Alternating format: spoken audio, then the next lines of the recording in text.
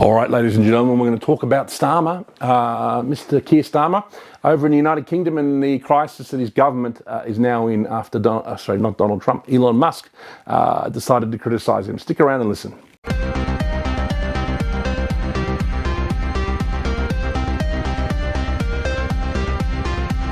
All right, ladies and gentlemen, we're going to talk about the situation with Keir Starmer in the UK. I'm sure you're aware that people who criticise mass immigration or say something that could potentially be offensive to people in the United Kingdom can be arrested. You know what I mean? I'm very lucky, very glad my own podcast is not from the United Kingdom, because I myself could have probably ended up in trouble. It's just, I think it's a terrible disgrace in the country that gave us the Magna Carta and essentially the modern system of democracy and our modern civilization, which is the English culture, Anglo-Saxon culture, that it's now reverted to a kind of 1984 socialism light, where if you say the wrong thing, the police come knocking and they chuck you in jail. And, Elon Musk obviously took umbrage with this, and he also pointed out that, that there's been these terrible Muslim rape gangs in Rotherham and other cities across the United Kingdom, where Muslim gangs have been raping underage girls, and it's something like 250,000 victims. I mean, that's a lot of people, ladies and gentlemen, you know what I mean? I mean, that's enough to make anybody question mass immigration, isn't it? You know what I mean? And that can't be discussed. And there's many memes going around showing that essentially, these kind of grooming gangs and rape gangs are being covered up, and they are being covered up by someone like Keir Starmer himself, who was the director of criminal prosecutions for a time there and was doing everything he could to cover this up. So in other words, if you criticise it, you're arrested. If you criticise a vile crime like that, you're arrested. But if you commit it, the government will try and cover it up. I mean, that just shows that something is rotten in the state of Denmark, and the government of the United Kingdom under Keir Starmer is not fit for purpose, ladies and gentlemen. I mean, Labour governments in the United Kingdom, I mean, obviously Blair was one of the first, what you'd call globalist kind of leaders of the United Kingdom. His government didn't seem so bad at the time, but in retrospect it was quite awful. And Starmer is something else. Obviously the Tories have been in power in the United Kingdom for a long time, so we've had a vaguely right-wing government, and we've sort of had hit-and-miss leaders there. Sometimes you've had a leader like Boris Johnson who might be good on some things, and then next thing you know he's switched sides. Boris, I don't know how they blackmailed him or got to him, but they seem to have, sadly, because he seemed like he could have been an English version of Trump. The politician we all love over there is Nigel Farage, who leads another party in the United Kingdom, and he is going to be some threat, I think, to the Labour government and also to the Tories in the next election. But for some reason, Elon Musk has criticised Nigel Farage. Elon Musk, for some reason, has really sided with Tommy Robinson. Tommy Robinson is a UK nationalist. I don't think he runs an official party. I don't think he's, but I know Nigel Farage is Reform UK. Probably should team up with him, but there seems to be some animosity between Tommy Robinson and Nigel Farage. I hope they can sort it out. Maybe that's what Elon Musk was encouraging. Obviously I think Tommy and Nigel together would be a great combo. Obviously, there are some people on the right that there are fights, because, Nigel Farage might be a slightly softer position than Tommy. And, that's fine. I think everyone can have their different opinions. There's no reason why they can't still collaborate. You know what I mean? There's been talk that Tommy Robinson is an Israeli stooge. He is quite fond of Israel, which is unusual, from a far right leader anyway. Not all of them, though. There are many that way.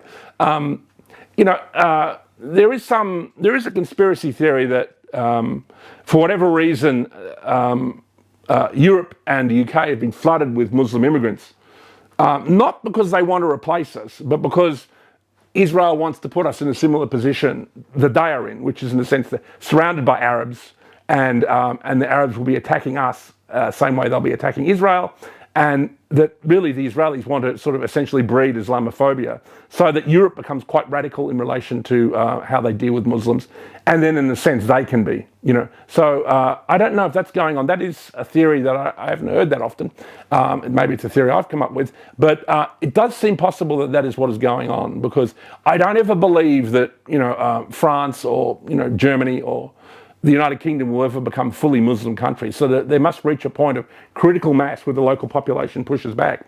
And that might, at the time, suit the Israeli agenda, which appears to be expanding of Israel into other countries. Obviously, Gaza's gone, so that will just be expanded into. In 10 years, we probably won't even hear about it because it will just be part of Israel. But it appears like Israel also wants Lebanon, Jordan, parts of Syria. Obviously, Bashar al-Assad has left, has fled to Russia, so that obviously suits the Israeli agenda. So as far as I can see, Israel is expanding, and that in a sense, far-right groups, people like Tommy Robertson, even people like Nigel Farage, and other far-right groups all throughout Europe, people like Geert Wilders, Le Pen, AfD in Germany, as long as they are pro-Israel, will be almost allies of Israel in essentially a coming almost, how would you call it, clash of civilizations with Islam. So that appears to be, and obviously Trump would be on that side too.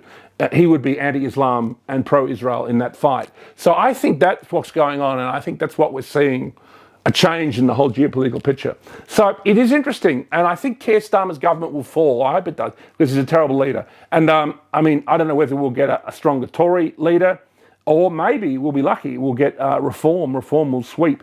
Because, all the English people want is from, ever since Brexit, they just want mass immigration to stop.